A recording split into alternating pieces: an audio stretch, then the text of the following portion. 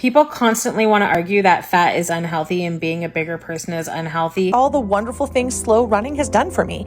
The hardest part about being fit but not being perceived as conventionally fit enough. Fat people don't really move or like to work out, or at least that's what a lot of people would like to think. So I came across this video making the rounds, and the argument it makes is so logically bankrupt, I just had to respond. She basically says that since we don't critique massive bodybuilders or NFL linemen for their health, we shouldn't critique fat people. Let's hear. People constantly want to argue that fat is unhealthy and being a bigger person is unhealthy, even if it's an athletic fat person.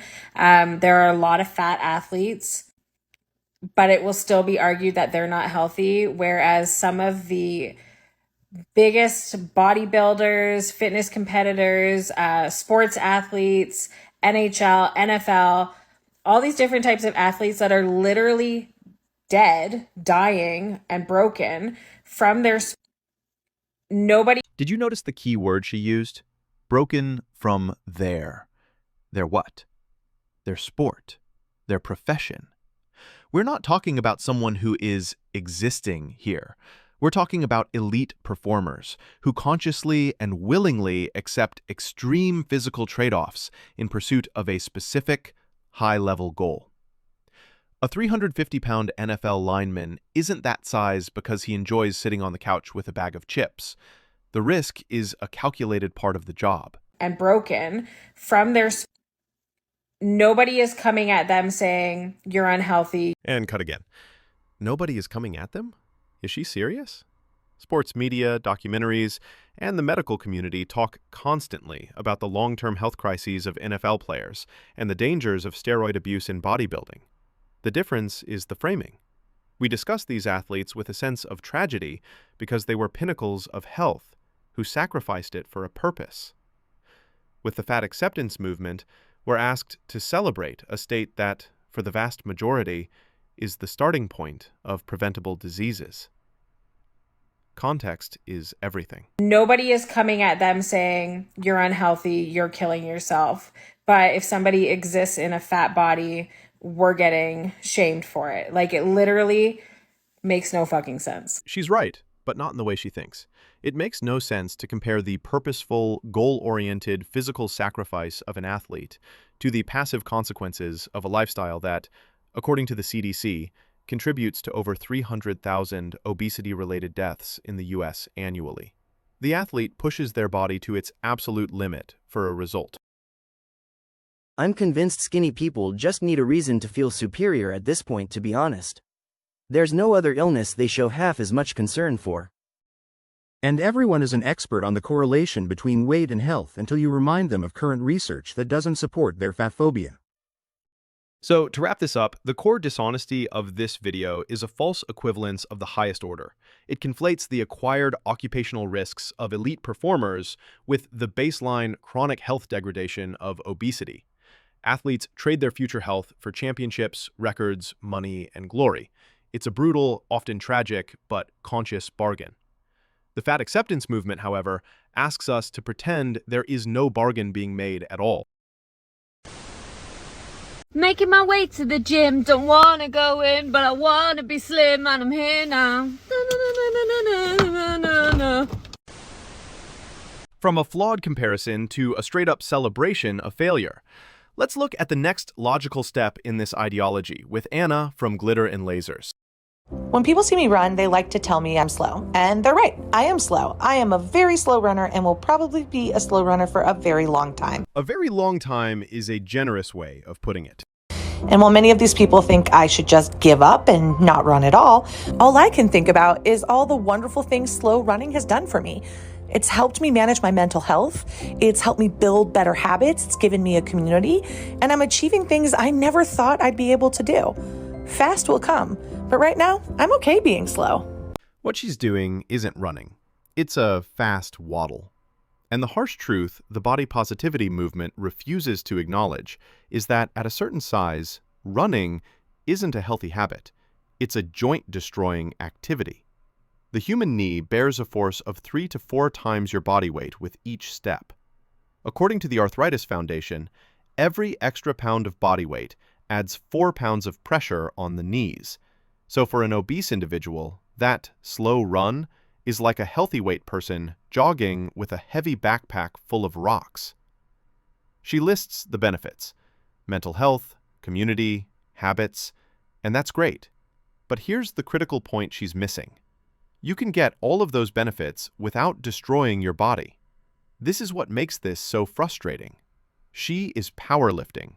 She could focus on progressive overload, perfecting her form, and building real functional strength without hammering her joints into dust. But no. Fast will come, she says. No, it won't. Not with that mindset, and not with that biomechanics. The path to getting faster, and more importantly, healthier, involves acknowledging you're not built for running right now, and choosing lower impact activities, like the powerlifting she already does. Slow running is better than no running. The fat acceptance movement has more layers than an onion, and each one is more ridiculous than the last. Here we are redefining the very meaning of fitness itself. Let's take a look. The hardest part about being fit but not being perceived as conventionally fit enough, I'm constantly having to prove that I love fitness. My athleticism isn't found in the size of my waist, and my strength isn't found on a scale. Body types that look like mine are always the modifier in the programs and never the leaders. This is what my body looks like working out 5 to 6 times a week. I am fit, just not perceived as being fit enough. So if you have a body type just like mine, know that I believe you. I know you're fit enough, know you're strong enough. You don't need a 6-pack to prove to me that you love fitness too. While athleticism isn't solely about waist size, a large waist circumference is a primary indicator for visceral fat and a huge risk factor for metabolic disease. And strength absolutely can be measured. It's called a 1-rep max. The gotcha moment of the video is, look at my body after working out 5 to 6 times a week. But she's accidentally making the strongest argument against her entire position. If you are training that frequently and your body composition shows 0 signs of the weight loss or muscle definition that such effort should produce, then you are providing irrefutable evidence that your diet is catastrophically unhealthy. You cannot outtrain a bad diet, period. The body she is presenting isn't a fit body. It's visual proof of a consistent caloric surplus, despite all that claimed activity. So there you have it, the unholy trinity of fat acceptance fitness rhetoric. First, creator: my health risks are the same as an elite athlete's. Anna: my joint-destroying waddle is a valid version of running. And now, my feelings about fitness are more important than any objective result. But this fourth and final video from an extremely obese woman is perhaps the most emotionally manipulative of them all. It's the grand finale of guilt tripping. Fat people don't really move or like to work out, or at least that's what a lot of people would like to think. But if you were like me and you grew up as a fat kid, you know that movement was all we had to do to prove ourselves being human beings. And sadly, that made me not want to participate in movement that would help my mental and physical health. But this year I tried salsa classes. I even went paddle boarding during the summer and started working out. I started very small with 30-minute workouts and worked my way up all the way to like 2-hour workouts because it was just so much fun. I'm not sure why, but swimming was something I always wanted to do. So I signed up in my local college and took some swimming lessons. Swimming and being active is fantastic, truly. But notice the framing. I was allowed to do it. This is the perpetual victimhood that fuels this content. What she's interpreting as being disallowed is actually the natural physical limitation of her own body and the social awkwardness that comes from performing a difficult physical activity at an extreme size. It's not oppression, it's consequence. And 2-hour workouts is the same deceptive claim we saw from our previous creator. If you are doing 2-hour workouts with any consistency and remain extremely obese, you are providing undeniable proof that your nutrition is completely out of whack. You are in a massive caloric surplus. And I had the best time of my life. I made some friends. I learned how to swim. I went from being terrified of getting in the water to now swimming 2 to 3 times a week. And I literally can't get enough. This year I discovered that my body was allowed to move in any way, shape, and form that it wanted to. I can work out, swim, and do whatever I want, and I was allowed to do it. It wasn't something reserved only to prove that I was a fruitful fat person. I even decided to take a random cumbia class where they taught us how to dance cumbia in person. And these are things that I never thought I was able to do before because my fat body shouldn't be in movement in places like this. But it's changed my life, and I'm so happy to move this fat body. And here is the emotional core of the whole thing. I'm so happy to move this fat body. She's framing any criticism as an attack on her joy. But this is the critical distinction everyone is afraid to make. The activity is good. The joy is good. The body size is still a medical emergency. We can be happy she's swimming while still being horrified by the health reality of extreme obesity.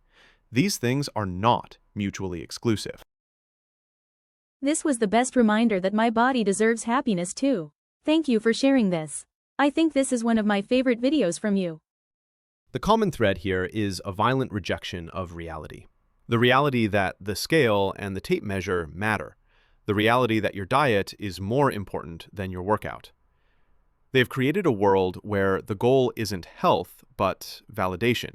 And in that world, the only thing you can't be is honest.